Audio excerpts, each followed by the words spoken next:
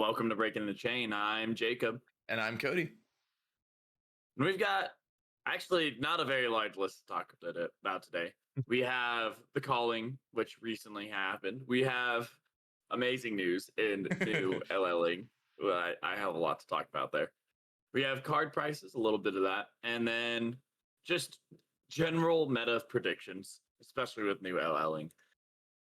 But it's not a long list, but you do anything for Flesh and Blood this week? Not particularly. I'm kind of taking a little bit of a break. Like I said last week, I can't really go to the weekly armory that I used to go to anymore, and I just kind of have not really anything that I'm playing, like preparing for, and so I've just been enjoying my little break from Flesh and Blood for now, just cooling off, getting a little time off before I start diving back into it again for uh maybe the next ProQuest season or something. How about you? Um, so I'm in the opposite boat. I've gone like full in, done some content creation. So I've been playing a lot of Valda. Played a lot of, I say a lot. I played a little bit on Talishar, but a bit in person. I uploaded the Valda deck tech to the Yeah, channel. that was sick. It's it's like not a competitive deck list, but it's just a lot of fun. Like I love sitting down, throwing auras, doing big attacks. I think especially going into because I think Gravy's going to be a big part of this meta. It's the more I play with it, the better I feel into Gravy, and Yeah, it is something where I'm like, I like the list. I think I just need a lot more practice. I mean, Um, we practiced like before you put the deck tech out. I played Gravy into your Valda, and it did not feel good for Gravy. Batter to a pulp is kind of messed up when it has dominate and destroys your compass. it's so cool. I love throwing some like big attack like that, or like did play into Victor, and I threw Pulverize for something. Was it Victor? I was playing into someone and I threw Pulverize for like 19 on turn 0. It was That's or like insane. turn 1. It was so cool because I'm like, oh, and it was like surface shaking or heave Pulverize and then throw it for 19 turn 1. It felt so good. Yeah, that deck And then impressed me. Like I just kind of thought she was gonna be a meme and like Betsy level, and then I played against you and I was like, wait, this deck's really doing some work. yeah, and it was just like sometimes it's like this deck's just going, it's not stopping. And then sometimes I'm like, okay, let's figure this out. Like, That is because true. it's like You could have some pretty rough hands, huh? it's like weird because like the more I play it, the more I realize it like looks like I've never really played Runeblade, but it like looks like a Runeblade, especially like Viscerai, where you need like a starter in a way. Where it's like I need a starting aura. Like I need an aura to be able to play my other auras. But I'm like, oh, I drew 3 emboldens in a blue. Like I pitch 2, play embolden, pass for turn, like Arsenal. So Yeah. I mean, like, and you can block around it. There's some cool things, and it's still like an aura deck. And I think like brought up on the deck tech, someone commented like, "Oh, the big struggle with aura is like when you build your big board and then you don't draw an attack." And it's like, luckily, I think it feels a little more mitigated because like of how much drawing I'm doing. Like I'm drawing like so many cards per turn that I can arsenal in like an attack or even just hold an attack ready for my next turn. But there is definitely like once in a blue moon, like, aha, I have like 10 auras. What are you gonna do? Take no damage, it looks like, is what my hand's saying. But Yeah, I it's a assume fun like deck, and I was whenever you don't have like whenever your opponent's attacking you and you have a hand like that and you don't have an attack, I assume you have to like do some like risk analysis of like, okay, yeah. if I just take all this damage and play all these auras and don't draw an attack, it's I lose the game. So I just have to block here. That's like I assume there's a little sometimes bit when of I that. do my tanking too, like I'll sit there and I'll be thinking, I'm like, huh, okay, what do I do? Like, I didn't win that Victor game, unfortunately, but I think there was a similar turn where like the Victor, like we were like 34 to 35 or something, and then the Victor had a turn where I didn't give them any cards, and they still threw 17 damage with overpower. So, or not, rouse the ancients into Golden Sun Yep. with overpower. So it's like 7 and then 10 with overpower. But I like look at my hand and I had like 4 or like 2 auras and like a bunch of the seismic surge. I'm like, I don't have an attack. Do I eat 17 and play auras and just like try and hope I can swing big back? Okay, like I'll see how this goes. Play all my auras. I got the attack, but it like they ended up blocking a little bit, putting a little armor, and I was super far behind at that point. They're like, oh, they're at 24 to my like 14 or something. I'm like, oh, this isn't good. But Yeah, I can definitely see it not quite panning out in some matchups yeah, where like they can block better or whatnot, or maybe the on hits aren't as relevant. yeah, and it's like some of the benefit is like, oh, I did draw the attack. I'll block 9, swing 8. Like this is sick. Mhm.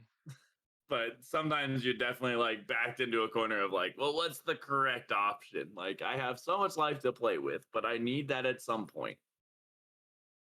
Yeah, So, which is interesting. It makes an interesting deck, right? You have to keep that in mind mhm, and play around it. So I don't know. Like I was impressed whenever I played against it. I was like, this deck looks sick. Like even when you bricked, I was still not feeling great. I was like, okay, this hand, it does something, but it doesn't do enough to really punish you. Because even when your right. brick hands are still playing for your next turn, and so like I just know that something's Mhm. gonna happen next turn, even when you like brick and just play like an aura or two, you know. Yeah, it's Especially as so odd gravy, because whenever like mhm, you make 2 seismic surges, and I'm just like I want to draw every turn and give you that third one. yeah, gravy is interesting, and I'm like the matchup feels so fun because like I can put you in so many bad situations. Like, oh, okay, like I can do like what I can say like a half combo. I just play 2 auras, which is like normally I want to sit until I get a third aura or I have something like more consistent that gives me more aura generation. But it's like, oh, I can just place 2 and like Gravy might give me dominate or he might not give me dominate. More I'll just often play than not, around he'll give that. you dominate. Yeah, right. And like the one time I really need it, I can just block with my helmet, force you to draw a card and get dominate. Yep. It's like it is pretty cool. And I like it is cool to see like Civic peak like actually be good, like actually be peak. Like I remember when that card came out, I'm like, this is so bad. Like I get it, it's UPF, but like this is so bad. I don't like it. Why would they do something so stupid? And then now I'm over here like this card's amazing, best card in the whole deck. Like It's funny block the too, because Civic like speak. whenever you first brought it up, I was like, that's pretty bad. Like, why are you giving me cards? And then you like, whenever I played against you, I was like, wait, this helmet's actually pretty good. Yeah. I get It's it now. like it just frees up so much space. Or it's like, oh, I can like like it's so cool. I love that helmet so much. I'm sure I've Yeah. ranted last week. I'm ranting this week. This it's such a good helmet. But yeah, like you're calming down and I'm like, I'm just getting started. But Yeah. we'll So have to see. largely Volda week for you. Oh, only Valda. It's been fun. The armory didn't go well. Oh no. But like it was still fun. Had a couple close games. I can't even man, I'm trying to remember. Like I had so many games of Alda this week, which is sick. But like there was one that just like wasn't even close. 2 of them were close, but like one was just not close. But anyways, it was a fun week. It was so good. I definitely like I think a lot of my losses too were just like I didn't know what was the correct move. Like that 17 power turn, I should have just blocked out and then like I would have only been down like 5 life and I had an insane pitch stack. I knew I had an insane pitch stack. I had a promising terrain into a blessing into an embolden into like I think it was righteous cleansing the next turn. Yeah. So it's like if I could have just blocked out a little bit, I would have gone to my pitch stack and then would have been able to do like a big turn where I got 3 life of a red blessing into a righteous cleansing for 15 dominate. It's just something where it's like I felt too pressured to draw and I probably should not have. Yeah, it's interesting. Like whenever you have a pitch deck, like you have to lean toward blocking more than swinging, just to Yeah. play for that. Yeah. That's why I think like I'm trying to learn is like when do I want to block? When do I want to swing? So fun ball of the week. Um, There. then we have this past weekend though, calling Bologna. I might be pronouncing that very wrong. Bologna? I think it's I think it's Bologna. Bologna, but I think it's Bologna. Yeah, I also happened. spelled it wrong. And something interesting happened at this tournament. What happened? What happened here, Jacob? Tell me what big event? What big Oh, monumental oh, thing? the huge event. The biggest thing in Flesh and Blood since the announcement of Guardian Mastery Pack. It has to be that new one, The Calling, which gave her almost exactly as many points as she needed to LL. Yeah, because I will. we are barely over the year mark for Missville. I looked it up. I was because people were saying that new LLs if she wins, and I was like, doesn't she get half points? And I looked up the date, and I was like, wait, Missville came out. It's like May 31st, I think, is what it was of last Exactly. year, and so barely past the year mark to give her enough points with the new LL system point structure to LL. And so that was really sick. I think I watched the finals and semifinals of that tournament because I was just like I didn't have anything better to do on that day, and I was interested in seeing new potentially LL, and yeah, those were some fun games, some really hype games. I think there were like a ton of people watching, just waiting for new to LL, watching the calling. It was really cool. Um, but to go over the top 8 in general, we had one Gravy Bones, two Vincent, two Syndras, a Prism, an Azalea, and then of course the new. So the one of new in top 8 battled it out against Syndra, and then Azalea, and then Syndra again to take it down. I didn't see actually much of that calling, but that last game was crazy. I did see Yeah, that. because that was, if I remember correctly, that was the one against Syndra where um, basically the Syndra bricked on Mhm. the near the final turn. It was funny because they they made a misplay on one turn where they played a card that didn't have go again because they had brand with Cinderclaw in their arsenal, and so Mhm. then they're like, oh wait, brand with Cinderclaw first, then it was like Blood Runs Deep. No, Blood Runs Deep. What's the card called? Dragon Blood Okay. something. Art of Dragon Blood maybe. It's a 0 for 4 that if it's draconic, your next 3 draconic cards cost 1 less to play. Um, and Oh yeah, yeah. I believe it didn't matter that it was draconic, if I remember correctly. Like he didn't actually do anything with it being draconic. Like, he didn't actually use the free resources off that because um, earlier in the game, one of his daggers got banished with Passover, and so he only had one dagger. And so I think he went like swing with dagger into something, and so his dagger was still in the chain, and he had blocked with flick knives already.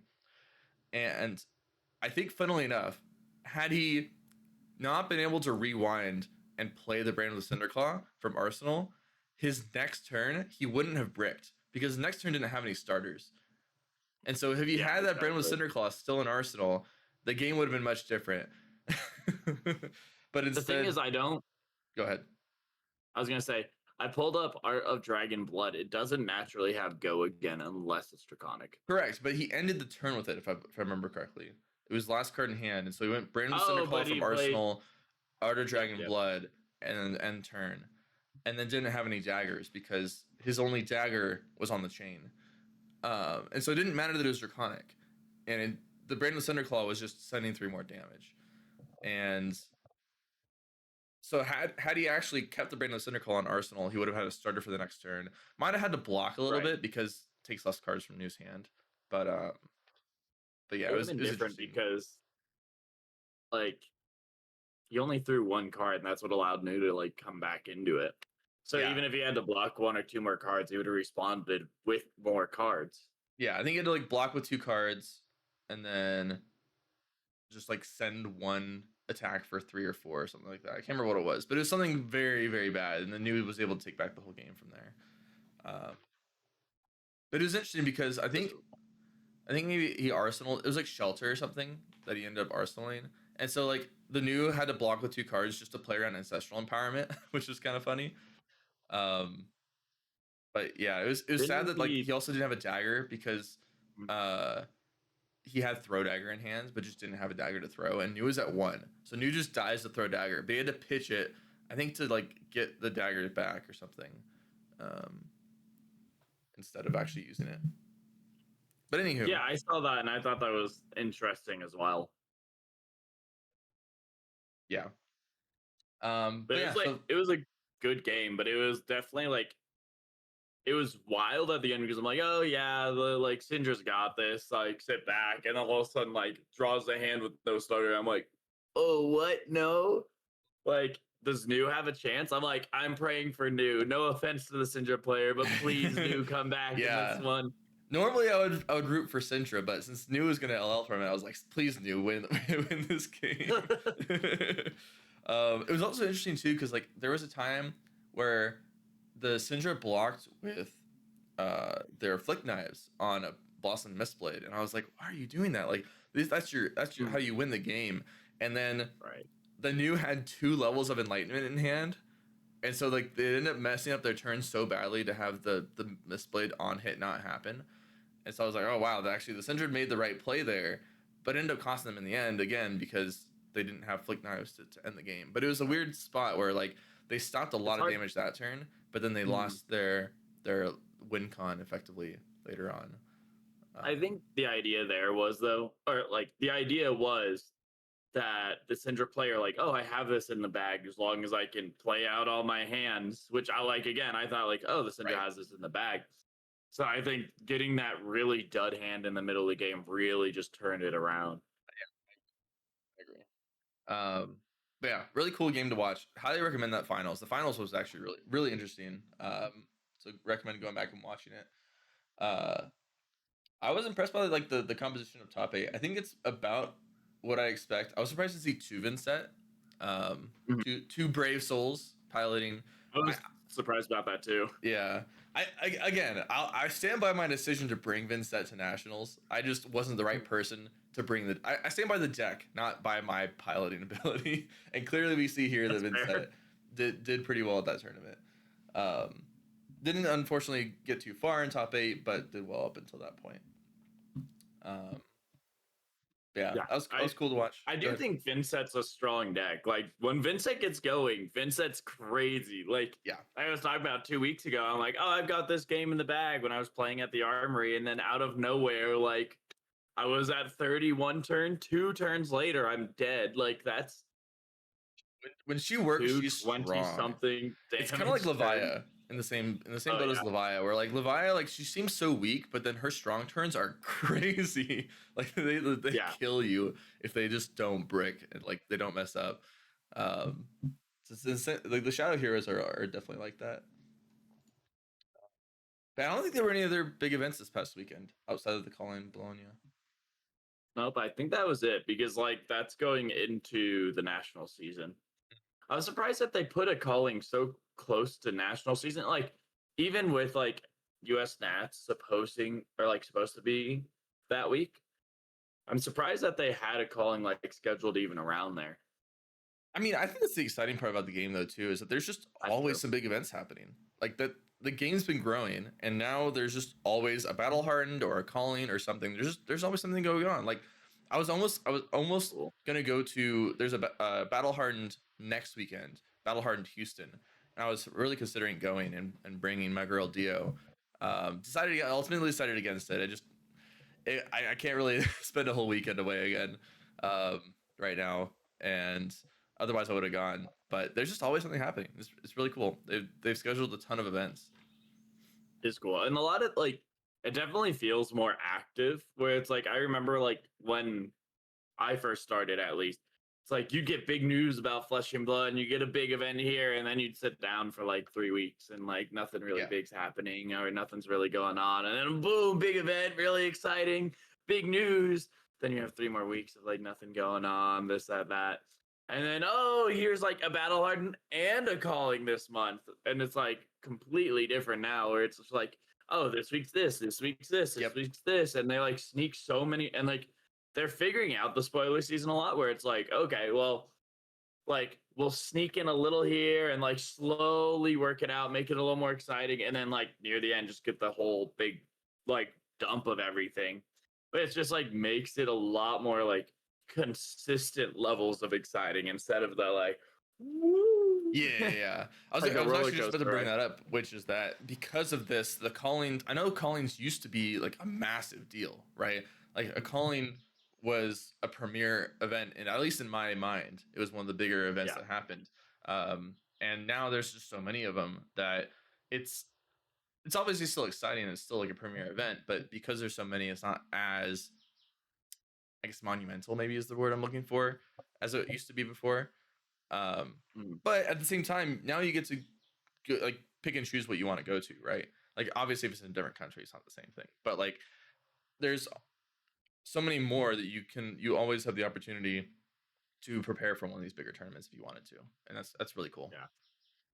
Yep. I think the next big event for me, like I'm definitely gonna try and go to Worlds. Yeah, I think the next big event for me is calling Denver whenever they announce that, because it's happening gotta sometime. it's at some point, like it's gotta be, it's the next announcement, it's Yeah, right around the corner. surely that Surely, the other please. calling Kansas City and stuff are not gonna be the regional the regional Yeah, the calling that they regional wanted to do. calling for the year. Yeah, no. I, Yeah.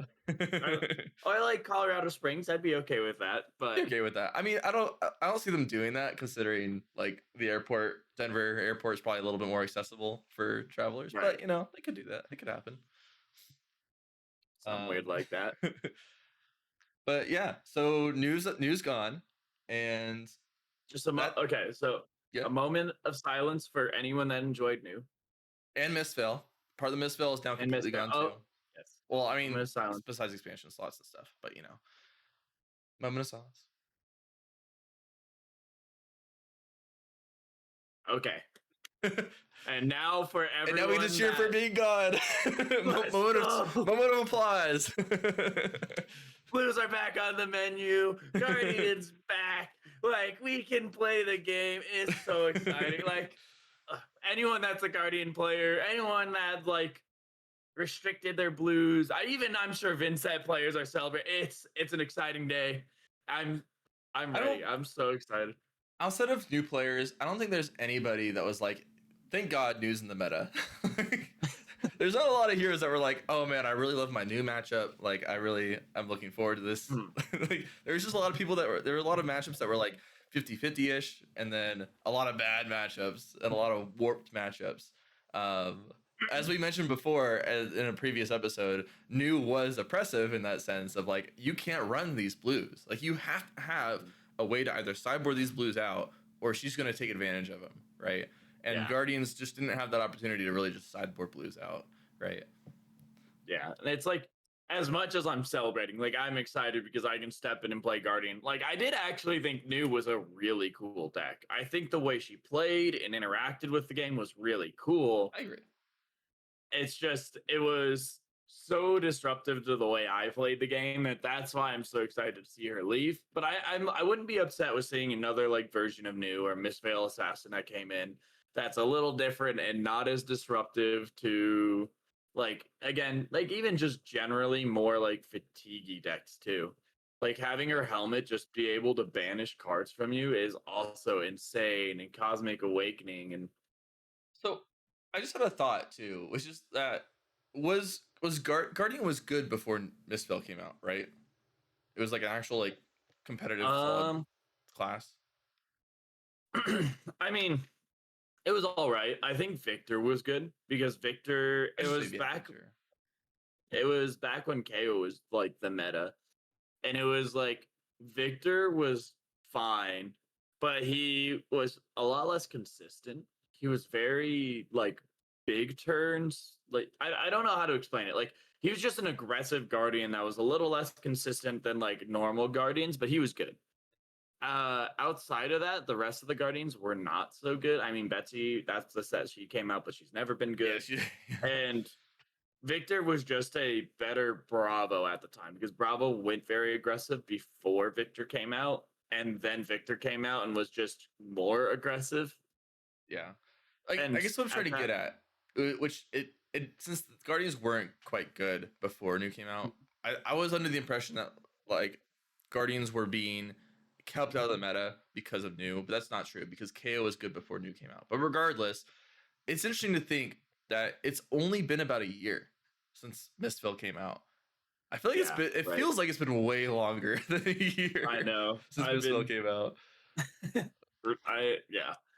It is definitely crazy to think about that. It's it is something to say that I like Guardian wasn't held down too much, but I do think there were situations when Guardian could have taken a stand into Yeah. the meta. Like when Zen was insanely good.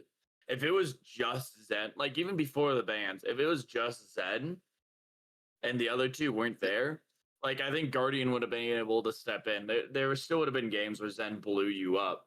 But Yeah. like even beforehand, I was playing Victor back then, and it's like Zen with full bonds, like I would beat him You can still beat Bonds then. 50% of the time. Yeah. But it's like I think there was moments where Guardians could have and should have been able to step in to help with the meta. I think like with Aurora, like that's somewhere like with if New didn't exist, I think Guardian could have stepped in to help like kind of slow down Aurora. But the problem was that like New existed and she was like fine in that meta, and that just And meant Enigma Guardian. existed. Yeah. So it's like, yeah, and Enigma too. So it's like that's kind of like the situation of like there's a couple moments I'm like, oh, Guardian could have stepped in here, but Misfail existed. It's just like they could have done something, and maybe they wouldn't have been super relevant. Like, oh, okay, like they're good into Aurora, so they like exist, but they're bad into these decks, so they're like middling. But it's like it felt like, oh, Guardians just aren't playable. Like you cannot put a Macho Grande in. Oh, and with like Enigma there, like Enigma just takes you out. So it is like I do think the heroes were very interesting, but I am very excited to sit down with a deck at a like ProQuest level. And like Jarl, I think got around it because blues aren't like very usable by them. But it's like and I'm excited to sit down at like a ProQuest level and like not be like, like I've got to make sure I can side out all of my blue attacks, or I just automatically lose. Yeah, like so part of what I'm trying to get at though too is with the new LL changes, Oh yeah. we aren't gonna see this happen again, where a set LLs in a year. This is probably the last time we see it until those changes happen. Because if if all those heroes were getting half the amount of points in their first year, then at like currently these heroes would be at like about 750 points or so instead of the hitting the 1,000 point threshold, right? Well, they'd be at like no, they'd be at 500. 500. Yeah, my bad. I was thinking for some reason they would be like half of the first half would be halved, but then the second half wouldn't be halved. But yeah, no, Well, it would be because it's like pre-Zen band and Zen band. It's like two different metas of or right. like two different misfills. That's why it's like it doesn't feel like it's only been a year. It feels like there's been so many metas since Misfell came out because of Bond Zen and non-Bond Zen, and then Enigma rising to power, and then Rosetta. There's just been so many. It's just been such a turbulent year that doesn't feel like it's only been a year.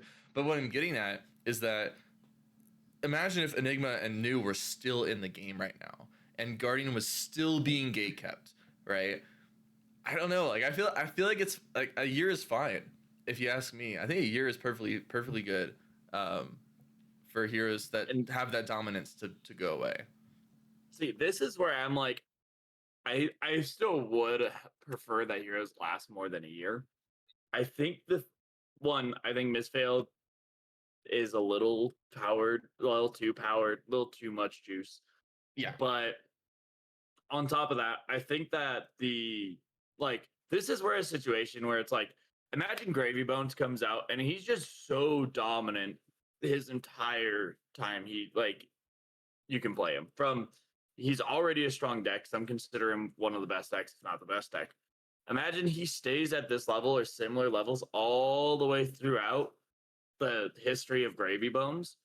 And that's why I'm like, that's when I think like if he is super restrictive or if something like if he's not fun for some decks to play against with this new system, this is one I think like normally like before I'm like, okay, well I'll just wait for New and Enigma to LL and this, that, and everything.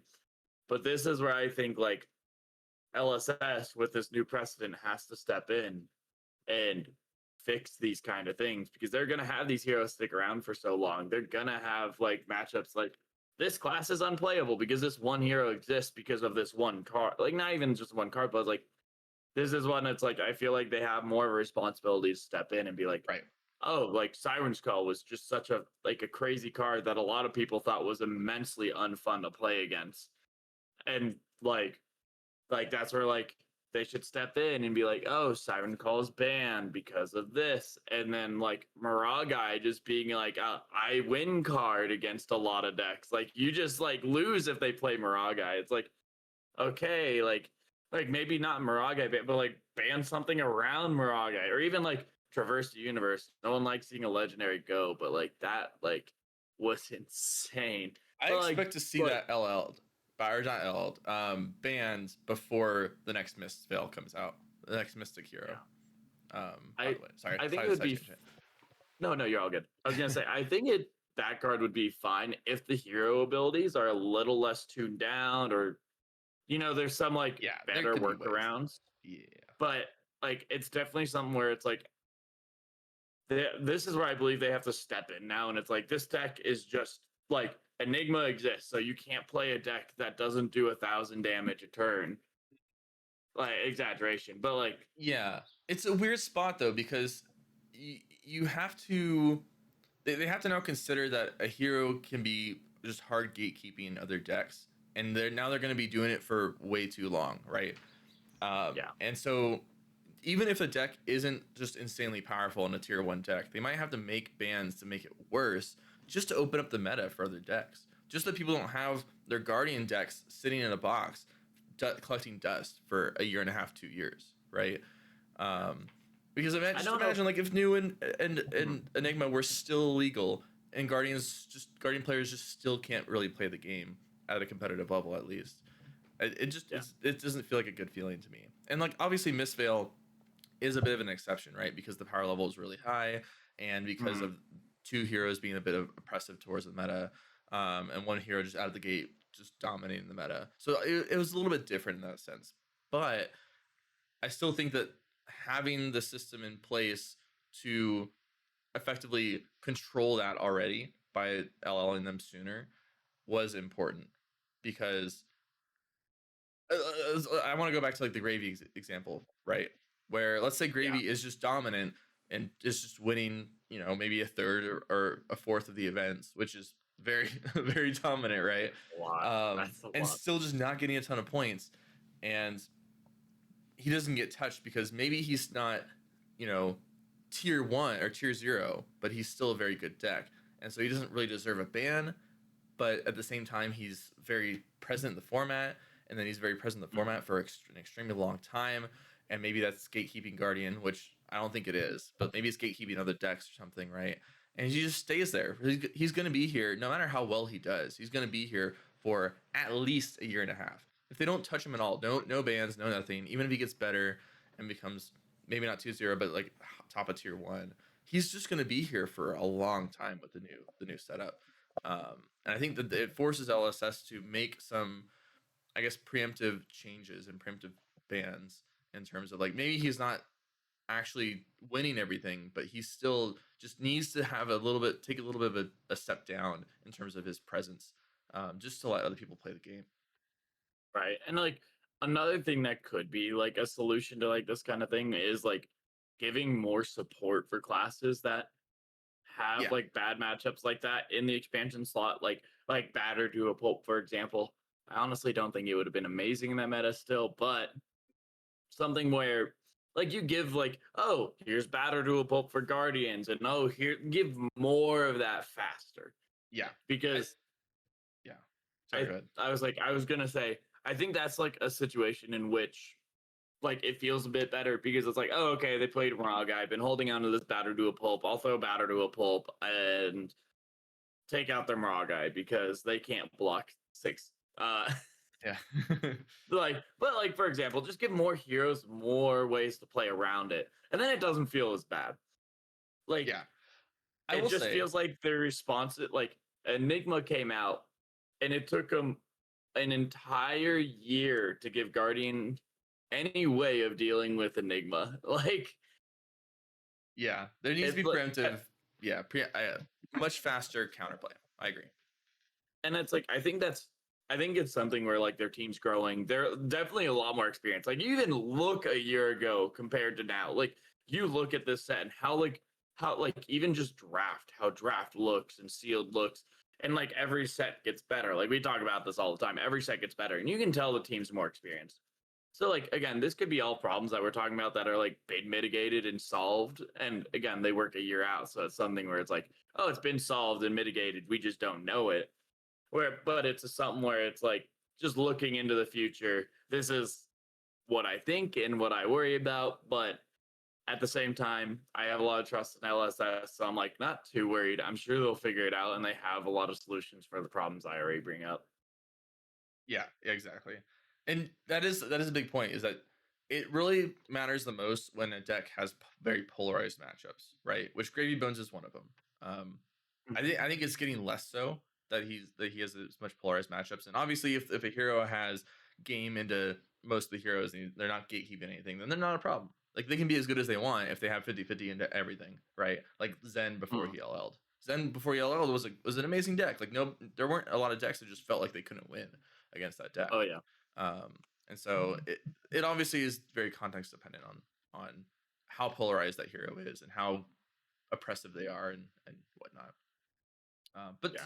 this is something I wanted to bring up, was that it was interesting that Misfell LL'd just over a year after it came out, but I'm happy that it did. I'm happy that that Right. happened. Like I wouldn't want it to keep staying forever. You know, I think it was a good amount of lifetime for that set because of the power level of it. Hmm. Yeah, it's definitely like interesting. It's like you can definitely it I don't know. I could rant all day about the LL system, but it's like cool to see one set come and go, and it feels like each hero had their like time in the sun. Yeah, Like very Enigma much. definitely had her time in the sun, earning all these points. Zen had his time like on the sun, like he was so good.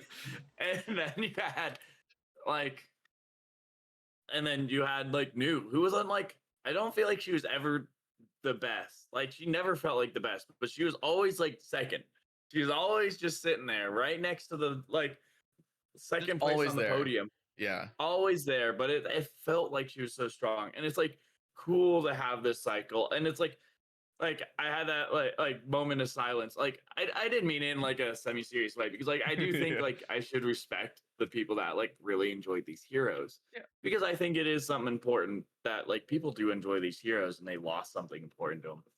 But it is like also like they all had their moment in the sun. They all were so powerful, and let's you have so many heroes that like have power spike, like even Viscerai for example, where he was like bad, really good, like just heroes all over the place. But like Misfit like came in and they were like sitting pretty good. Maybe had a little slump after Rosetta, but then like kind of all just left. And it's like they had their stories to tell. So it's like it feels fine, but I can only imagine how much it sucks for someone that like either just got into the game and loves playing those heroes or people that like their main is one of these heroes and they only got to play them for so long. Yeah, and I do think it's interesting that the game it it's coming back from this now because of the changes to LL, but it moved away from maining a hero, right? Like you used to just pick a hero and you mained it, and that was your hero, right? But it's kind of moved away from that, and because of uh heroes kind of LLing a little bit faster, you have to be a little bit more dynamic, right? You're gonna be on this hero if it's good, I should say. If it's good enough to LL pretty quickly, then you're gonna be on this hero for a year or two, and then it's going to go away. And now you're going to have to pick another hero, right? And you just have to be, cognizant of that. Like, I think everybody's first main hero LL is always going to kind of suck for them, right? Like for me, it was Dromai, and it sucked for me. I didn't know. I didn't know what the hell I was doing for a while, and then I started picking up Enigma, and then Enigma LL, and I was like, oh, this is fine. Like it's whatever. Like the first time it sucks, and then the second time your hero LLs, you're like, oh, this is I've been through this experience before. It's not the end of the world. I'll pick up another deck.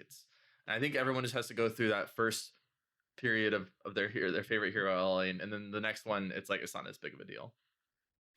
I don't know how to pick heroes because none of my favorite heroes have ever LL'd. I'm still holding on to Bravo and Levia. Now I Yeah. have Jarl and Valda.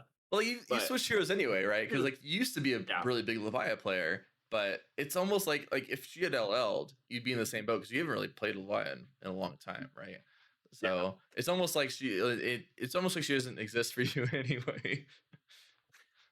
I mean, yeah, like I do. I was thinking about it recently, but it's like it's interesting because it's like also naturally like I only played Bravo for like 3 years straight. Like maybe not 3 years, but like I played so much Bravo. But it's like so interesting. 'Cause there's so much in Flesh and Blood now that it feels a little mitigated, especially for like me, because like I can like okay, like I've played so much of this. Let me try this out. Oh, I like this. Let me try this out. Oh, I like this. Let me try this out. And I like Right. jump around a little bit. And I still have my decks like, oh, like I like Valda, but I can go back to Yarrow. Oh, I like this, but I can go back to Bravo. It's like I still can go back, but it like being and it's like interesting because like being in this position where I have this deck I like, it allows me to like explore, especially from a casual level, like before they LL, lets me explore a little bit in a couple other decks that are in like a similar area. So if like, oh, I lost this deck, I can imagine like if I ever lost Bravo, it's a sad day, but it's like, oh, but I have Jarl now, and I have Valda now. Like I Right. do have Levia on the side. Like I can move around, which is going to be interesting. Yeah, having a lot more options within a class definitely makes it easier to transition, right? Like Hmm. if you have a guardian that goes away, you still have some other guardians you can play, right? If you have a brute that goes away, you still have other brutes, and there aren't a lot of classes where you lose a hero and you don't really have a way to move heroes. Like when Dromai LL, I didn't have a lot of options. It was Prism. That was about it. And then it was Enigma when Enigma came out. But they weren't the same. But now, like if like with New going away, you still have the other assassins. Like you have Slippy and Mario that you can go play, and they aren't going to be the same. Don't get me wrong; they're going to be very different. But they still like you have a place for your assassin gameplay to happen, at least to a similar extent. It's interesting. Like it's not as big of a blow it seems whenever a hero else these days. Yeah, yeah, we have such a huge hero roster nowadays, Yeah, and like the biggest blows definitely feel when you lose like a hero in which their core stuff is their talent, not necessarily their hero, but it's like, yeah, okay, like this hero was all elemental. Like, sure, they had a couple of the like Rune Blade. Like, I think Aurora might be a good example. She was very lightning. She was lightning with like a smidge of Rune Blade. You lose her, it's like, where do I go from here? I yeah. like Like luckily Acilio I isn't the think same. That's true. Acilio's not the same. He's similar. You could definitely jump over, but it's like, yeah, but it's like that's why I feel like it feels the worst when you're like, where do I go from here? But like, there's so many classes now where it's like, oh, I like the Rune Blade part of it. Well, you can go to this trial, but There's not a like you lot of can Rune go Blades right now. Yeah, Florian, you can go to Vincent. They're both a little different, but like a little different. they just make Viscerize or not Viscerize, sorry. They make Rune Blades too good. We've Yeah. had so many Rune Blades. They We just need don't. to sit We need around a more little Rune Blades. longer. Actually, we don't have enough Rune Yeah, Blades. you know what? Speaking of it, no, but it's like that. I think that's when it's the hardest is when you don't have a good way to jump over. And I think I agree. Illusionist suffers from this a lot because Illusionists have been very much their talent. Like Dromai was very draconic. Yeah. Prism's very light. Enigma's very mist veil. Right. So like one goes and it's like, well, like what cards run the same? Like technically, you can go to Prism, but Prism is just an aggro deck. She's not actually like Enigma yeah. at all. Yeah. Hmm. So yeah, I It's agree. That's not always the case. You don't always have a good deck to transition into. right. But I think it's definitely getting better. And the hero roster's so big. You have so much room. And like I would hope, especially at this point, that you have a little bit of room to explore different heroes. So like when you're like have someone LL, you have someone that you like maybe not as exciting, but someone to go to. Yeah. I agree. Um, before we go on to the next part, I want to ask. I see a ton of boxes behind you. What are all those? That's all Flesh and Blood cards. Those are full Flesh and Blood cards. Yeah, Oh my god, that's I know. I know. that's I'm not crazy. How is the moving. It's bottom just box even like sturdy enough to hold that much weight on it? That bottom box should be just like crushed. oh yeah, it's pretty heavy those boxes, Yeah, but that's funny. they do well. That's kind of funny that I'm you bring that up surprised. because these binders back here, I've been doing some more of my collection sorting. I I'm in the process of converting all of my common and rare playsets. Well, it's full set playsets, but they're mostly common and rares.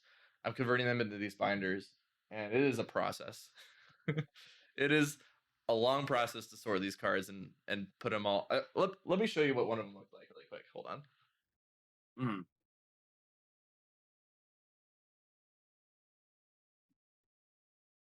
Because basically I had 3 cards to a slot before, and now I'm going to like 1 card to a slot just so I know what's missing. So like this is the Outsiders binder.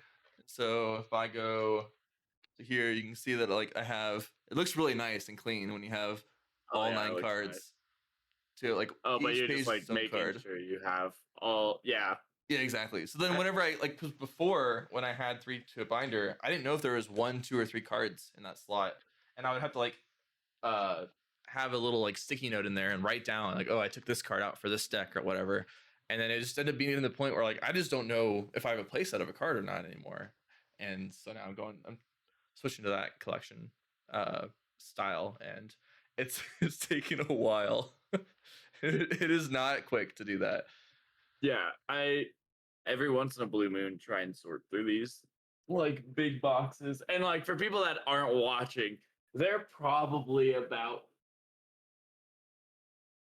3 to 4 feet tall. Of like Yeah, it's okay. I How many of them like are your head's covering it now, so I can't count, but 1, 2, 3, 4, 5, 6, 7 boxes and these are not just of regular like rectangular boxes, like the small like no. these are the like, what is it, 2,000 card boxes? How many? I forget how many those hold. I I honestly can't. I don't know, They're the but big boxes, like the they're big the white big box. boxes. Yeah, Yeah, they're. I, I it's would like do 4 rows or something, isn't it? For those boxes, 3 or 4 rows. 4 rows, probably 2 feet deep, 1.5 wide, Yeah, and it's only cards. And just solid. Yeah, I don't even have the last like 2 sets in those boxes either. that's Like funny. it's so daunting. I'm like, I should sort my cards because I'm like, I need to play set of this. Like, it would be nice if I could just find them real easy. Yeah. So, like, some of them are sorted. Like, I would say up until Everfest is sorted, but then Everfest is when I dove really deep in the game and got way too much product. And it's like Yep. I sort it every once in a while, but it is so daunting to go into that box, open it up, and be like, I have like thousands of cards in this one box. Yep. I have 7 boxes. Like I started that And process back in like November of trades. yeah, Like I off and on, of course, but it takes, I think, to do one binder, it takes about an hour and a half, 2 hours, and that's one set is one binder. And there's a lot I of wish. sets in the game now. You've convinced me. I think after the podcast, I'm gonna sit down and sort a little bit. But like, if you catch up with me next week, I'm like, I got like maybe a third done. You know what I mean? Yeah. But um, anyways, but yeah. bringing Anyways, this going back. back. we So speaking about new LLing, the main topic we had about is actually like what is the impact? We talked a lot about Guardian and how like Guardians can play blues again, which is like really nice. But what is the impact? What other heroes kind of like step in to like fill this gap or like solve or like that maybe have been restricted that now get a like power bump or even some heroes that are actually worse from new LLing? Yeah. Um. So the first one is your favorite. Who gets better from New LLing? Well, again, like all the Guardians get immensely better. I don't know how much Yarrow gets better. I think like it's So not a great match. It's just like the matchup's better, but I don't think his deck building changes too much. I think it I see. allows him to get. So the thing about Jarls, he had a very Earth build and a very Ice build, and I think the biggest thing is it now allows him to make a very Guardian build.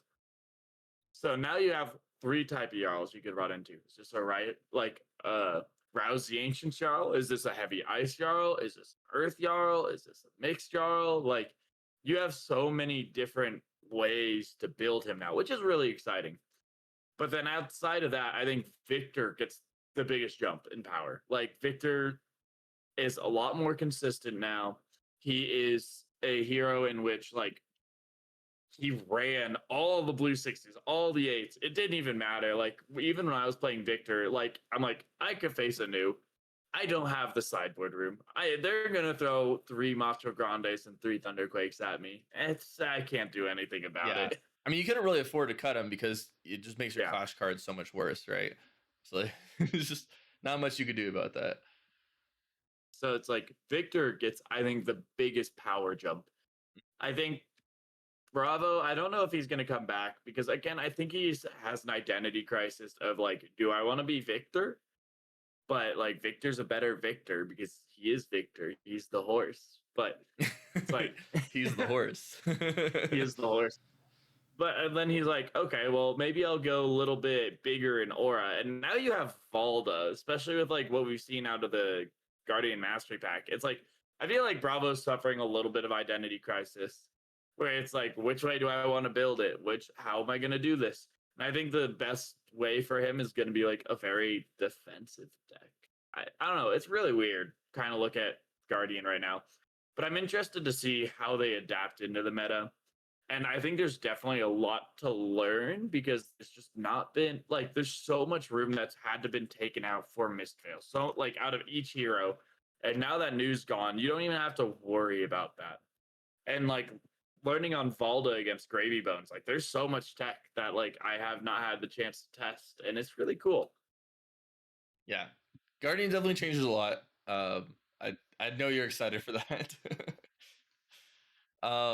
Some of the decks that I think gain a lot from new LL Lane. Syndra, for sure, which is interesting because at first when she was red line, it was actually really bad for new. But now lately they've been blue line lists, and we saw that Syndra was no longer great into new because if new took their one blue and they look at their hand full of one cost attacks, they get disrupted pretty badly now. Right.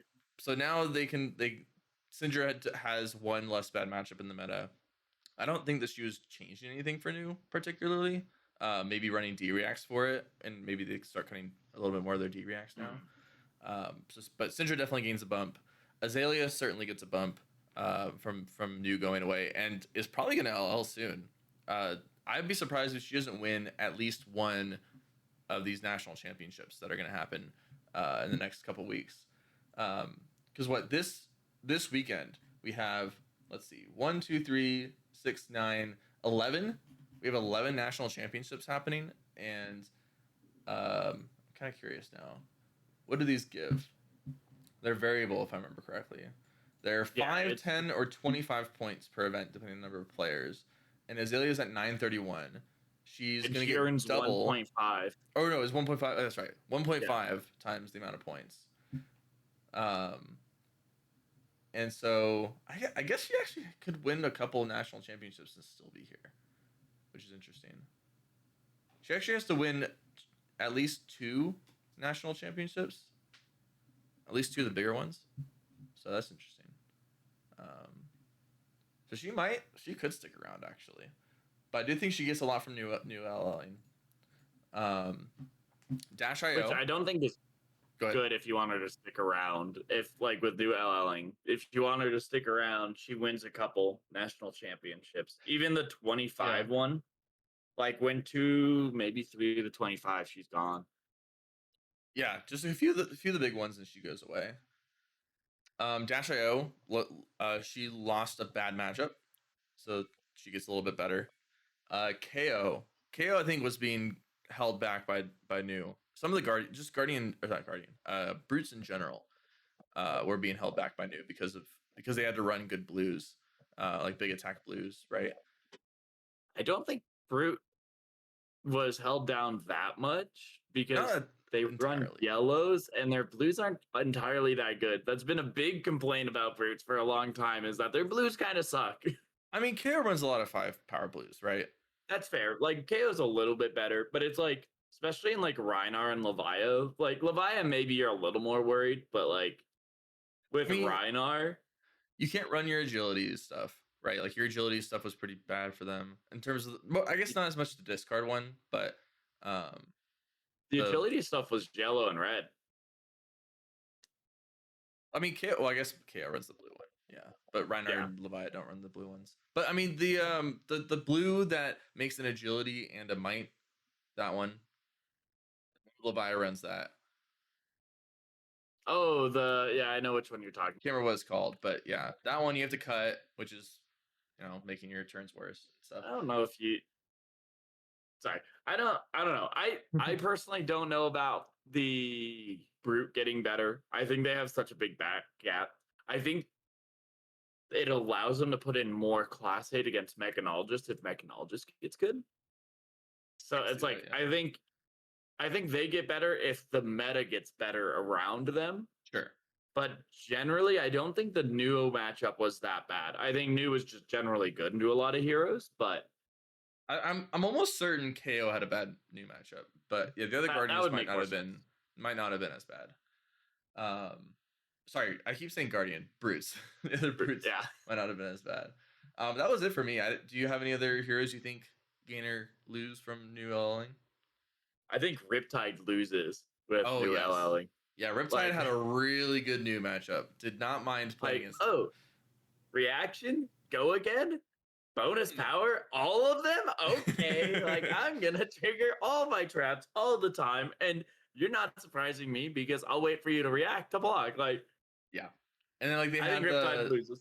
like leave no witness was like basically not a card half the time because you were just like, oh yeah, my D-reacting arsenal is just gonna block this. Yeah, exactly. Or like you don't lose a card from it, you just like trench it away at the worst. So you still keep a card in deck, and yeah, it's that Riptide does miss the new matchup. I agree there. It's like I could pull up. Here, let me pull up on Fabrary like heroes. I did that actually I, for this list.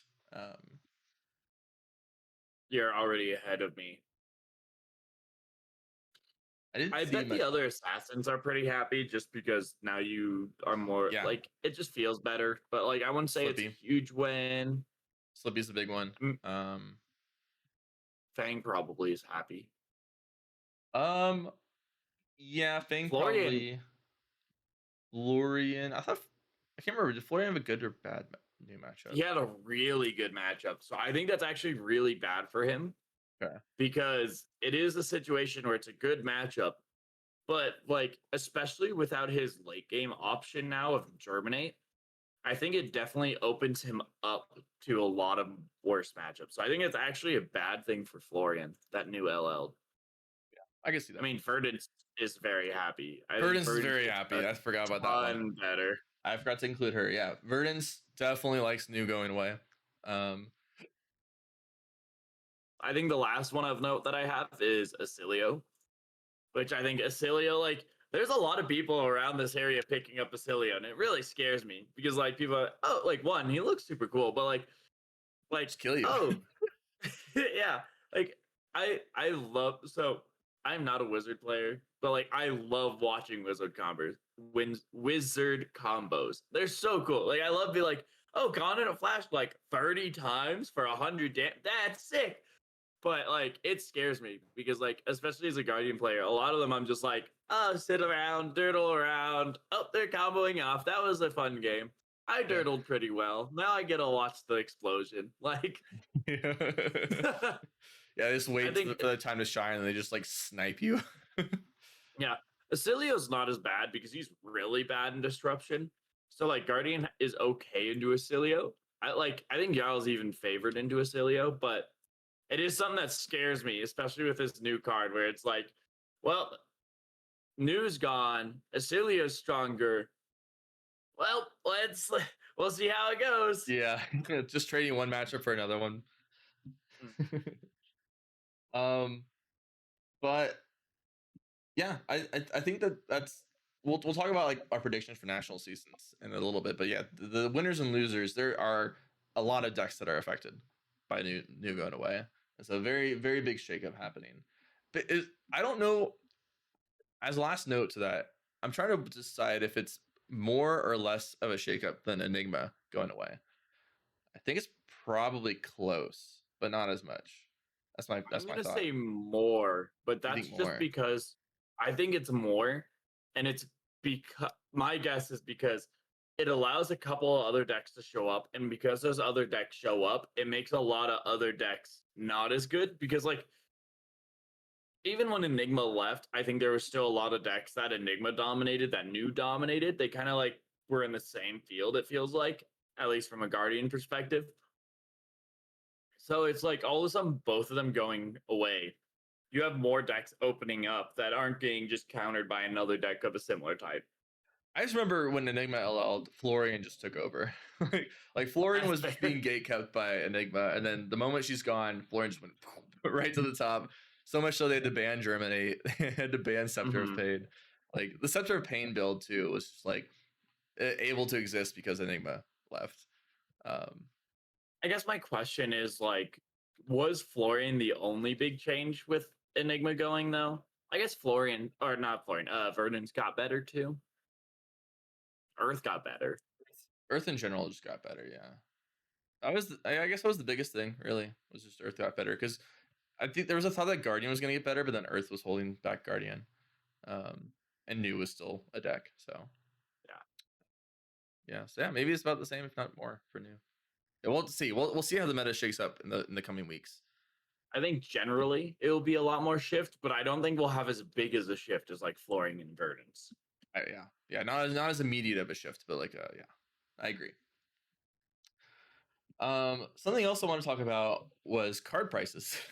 Not a huge topic on this podcast typically, but there's been a lot of momentum in the secondary market. Um, First, the biggest talk of them are some of the fableds. I have Ophidia shot up in price, and this is all basically in response to Gravy Great. Bones getting second at U.S. Nationals, and using both I have Ophidia and the new Gold Riches of Trapal Dani, I think is how it's Mhm. pronounced. Yeah, it's Um, and those are very pricey and arguably necessary for a lot of decks, and it's been a bit of a talk of the town is these fables are not only too good, but they're too rare, and they're too mhm. necessary for these are both generic uh fables, and so a lot of decks are using them. Kasai, Gravy Bones, um Kano's using the Ibophidia, um and then there's what are the decks? There's some other decks that are using Ibophidia and Levi Riches. uses Eye of Ophidia. Levi I uses actually, Ibophidia. so at one point I was trying to play Leviac more competitively, and because of that, I bought Eye of Ophidia a while ago. I bought it at $200, which feels really good right That's now. pretty nice. Yeah. Yeah. I sold my Ibophidia like a year ago. I was using Azalea for a while, and then it kind of fell out of the meta. It fell out of like the favor for the deck lists, and so I sold it. I was like, I don't need to have this $300 card sitting around, and now I kind of wish I still had it. Right, especially with you jumping on Gravy. Yeah, well, I mean, we'll see how fast I jump on Gravy. Gravy's, I'll get. Actually, I Yeah. was gonna get to that next. Is that high seas is like they're still maintaining prices. I feel like the prices haven't really fallen too much for the high seas stuff, which makes sense. We haven't gotten a ton of new product in, but the Gravy's still not cheap to build. One thing I want to say about the high seas stuff, it looks like the other heroes in high seas, the prices are actually going down Yeah, and doing fine. that's true. I think it's just everyone wants to play Gravy. Like I Everyone want wants to to play play Gravy. Gravy. You want to play Gravy. I'm sure Yep. my mom wants to play Gravy. Like everyone wants to play Gravy. Like, and Gravy's I so think that's sick. Yeah. he's so cool. Like I don't play Allies deck. He's so cool. I love playing Gravy. I played a little bit of Gravy here and there. Like Valda's been like my main. This week's only Valda, but like the week before, it's like Valda and Gravy. The week before was only Gravy. Like I've played a bit of Gravy for not liking Ally. Like I wouldn't say I don't like Ally decks. It's just like not normally my playstyle. but that's the huge problem because like me, not normally a gravy player, looking at gravy prices and being like, can I like not normally going outside of Guardian and like Brute, like looking at different cards for a different class. Like you can only imagine like all these other people that are in the same boat of like, well, let me try gravy out. And it's like it's Yeah. like I think it's one, we have a little bit of a product issue. So that's a problem. But two, like everyone's trying gravy. So it's like Yep. with the card prices on high seas, I'm hoping especially I think when the next set comes out and the hype for gravy has died down, a lot of people's realize that like, maybe this isn't real. Maybe this really isn't for me. They sell off or it's like things get cheaper. I like it's hard for me to personally judge high sea prices Yeah. because of all the hype around it. Yeah, but no, you're totally correct. It's almost entirely Gravy Bones hype. There's not really a ton of Puffin and Marlin hype that's causing the high seas prices to maintain. It's almost all gravy. Speaking of, Crown of Dominion is pretty pricey now. I don't know if you've seen that one. It's like $120 for the regular one. I remember back when that card was like $15. Like it just wasn't even like a playable Yeah. card really. I mean, yeah, I bought it for Victor. I don't even remember how much, but I bought it pretty cheap because I'm like, Victor likes the gold, and I think it was like big for him to start with the gold. So I'm like, I'll buy it for Victor. But Which man, he mains it now, right? Like he just always plays oh Crown yeah, Dominion, and then you get to play the cast homes as they call it. I think I mained it before a lot of people mained it. Like people saw it in sideboard, but I'm like, it's just Crown of Dominion. It's mostly because of the visit to the Golden Estate. Yeah, it is. And now you get the Gold Fable too, which is pretty cool for Victor. It is so. It is sitting at $170 right now. For what? Crown of Dominion. It was 170. Oh, I thought it was 120. 170. That's crazy. I was just like interested to see what sales are look like. That's Sales look wild. like. One good thing though, like one thing that I thought I was surprised by was Codex of Frailty has halved in price. It used to be like a Awesome. $90 to $100 card, and now it's about $50, like $45, $50, and which is really interesting because we saw that Codex of Frailty was reprinted in high seas as a legendary, and that previously happened with Command and Conquer, right? Command and Conquer was reprinted in I'm forgetting the set now. It was reprinted in a set Hunted as a legendary, and we didn't really get to see a huge response from that. I think it actually has lowered in price Command and Conquer by a little bit because of that reprint. I think but not that much. The other day, it's at like $69 for the cheapest. It was when I checked it today, it was 85 for the Arcane Rising. But like CNC was floating between like $80 to $120 range back and forth. It would go back up and down, and it's been like near the lower end of like 80 now because of the reprint. The history pack is sitting at $70. Okay. And the regular Arcane Rising one is sitting at 84. I think that's the lowest I've ever seen the two of them. That is pretty low, yeah. But regardless, like whenever the new one came out, the price didn't really go down by that much immediately. Yeah. But Codex of Frailty, I did not expect it to have the price of the reprint to have the price of Codex. So that's really cool to see. It's good that it is a much more accessible card because a lot of classes just needed 3 copies of it. Yeah, so I think cool to see. It being not a generic and like, oh, it's only Ranger and Assassin. I think helped out a lot. Yeah. Where it's like I think like CNC, the problem is every hero runs CNC. Like it doesn't matter what you do or how you play the game. Like with exception, but it's like every hero, quote unquote, quote unquote, every hero runs CNC. But it's like you start a deck and you're like, okay, well, we start with CNC and then you build the rest of the deck around it. A lot of times, yeah. Yeah, so that's like I think that's where it's a little different, and I think a lot of people would prefer that out of Majestic because of how dominant that card is. And I mean, like Codex is pretty dominant, but again, you only run it in so many heroes, which I'm really happy to see that Codex. Yeah, exactly. So it's like I'm really excited to see that actually like kind of worked and brought down the price so much. Yeah, I am too. I think it's really good when reprints bring down the price and make it more accessible. Yeah, those are some things I thought were interesting to bring up. Uh, Yeah. The one thing about the fables is like I'm seeing a lot of talk on like they should be banned and like just so much talk on the price. And it's like really I don't know where I like sit on that. And it's gonna be interesting because I feel like LSS is definitely gonna have to, especially if the fables are so prominent during this national season. Like they're gonna have to step in and say something or do something. So I'm just interested to see the stance that they're gonna take from this. yeah, I mean, we can go into it maybe next week. But there was definitely Yeah. a meta before. I think it was back when Oldhim was a top deck that Fables were really good, and they were. I think I or Heart of Findle was like $500 plus. I think it was because of Oldhim and Icelander, if I One remember correctly. I was gonna say is Icelander was like Michael Hamilton went on a run with Icelander and had Heart of Fandle in the deck. Yeah, so there was a time where the Fables were really expensive back then, and we didn't get any kind of response. So I don't Yeah, that's expect fair. much of one right now. Um, but we'll see.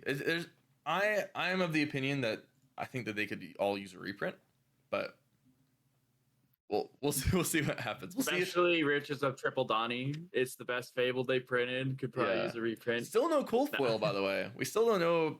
There's definitely no cold foil in the set. We don't know when they're gonna print a cold foil. They're probably gonna do it as a prize card, if I were to guess. So one theory that I heard that I really liked was that the I forget what they're called, but the special treasure cards that are like, oh, the 1 in 100 of this, or like this, like it's the Bravo like dual test art card, like those cards, those like super rare cards that a lot of people like. I think though, like the biggest thing is I heard when they go to do like another print run of this, because I think they're gonna plan to do another print run. Those cards are gonna be replaced with the cold foil. Okay, that's an interesting theory. It's an interesting theory. Um, I want to say that they always plan. They don't really do more than one print run on any kind of set. It's just they have the print run Yeah. and that's it. But if they do that, that'd be interesting. My theory is that it's just going to be like you know how they have the gold foil, um, Mhm.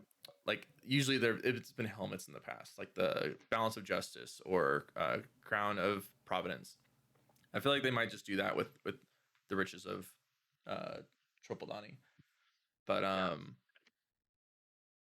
there Or was a like maybe theory. not a second print run, but like later waves of it when like all the stuff's been picked through. Okay, yeah, it could be that too. Um, Another theory is that there's some sort of like hidden code or treasure is something in the like treasure map art, to find the one of cold foil. But I haven't. I feel like we would have found it Oh by now wow. if that was the case. Mhm. But anyway, on to the last topic of the podcast. Uh, what are your predictions for the upcoming national season? What do you think is going to do well and win a lot of these events? Ooh, that's such a good question. I've totally been thinking about this super competitively and not thinking about Valda the last week, but So Volda's gonna win, yeah. yeah, yeah, obviously. I just want to see someone bring Valda to an event. Like I haven't seen a Valda at an event at all. were there Probably fair. were there any at U.S. Nationals or Calling Bologna? None at US Nationals. I did not see if Calling Bologna Let me had it. look up now. Now I'm really curious if there were any at Calling Bologna. I can find it here in a second. Uh, But yeah, while you're looking, I do think that Syndra gets a big bump because Gravy Bones is good. And I think she's good in the Gravy Bones, especially with like new leaving. I think that makes her a lot more. It probably helps her be more consistent because I know the Blues help her become more consistent. Gravy Bones, I think everyone agrees, is going to be one of the best decks, if not the best deck. yeah, Uh, Gravy Bones is pretty good, but I do think that the meta is warping around that. yeah, Pretty tough, pretty it's hard like to. interesting because the more I play into him, the more I realize that there is like hate for him. Like there is ways, like there's ways to play around Gravy Bones, which is really cool. And I really want to sit down and try completely fatiguing, like sitting down on Jarl with Midas touches and just try completely fatiguing Gravy Bone and see how that kind of turns out. I have not been able to sit down and do that yet. I think it is pretty tough to do, um, Mhm. but I do think it's also possible. Wait, here we go. Here we go. Okay. Finally found the meta breakdown for Colin Bologna and Zero Valda. Yeah. It's like I was talking to someone. I'm like, I swear, like me and the people that like I talk to or listen to this podcast, like, are the only people that know she's legal. Like, I swear, like, Yeah, not a lot of people are really digging into her. I think I a lot think of it's people are just kind because of like, waiting for the mastery set. yeah. But it's like I feel like a lot of people just don't know she's legal. Like, if I'm sure if I brought her to like a something and played her in the first round, someone would give me like a weird look, read Valda, and be like, Yep. "Oh, I didn't know you could play that." Like, I'm like 100% sure Yep. that would happen. It's like I'm sitting in front of you, like, Yep. and then they probably wouldn't be too worried because they're like, "Ah, she doesn't have any supporting cards," and then hopefully I'd be like smacking them up. But Yep. anyways, I do not think she's actually a good hero though. Like, I think she needs the support to become a meta relevant hero. I do think that there's some strategy that can be held, and I think there's a lot of fun things you can do with her, but it is definitely like Riptide of the Guardian class.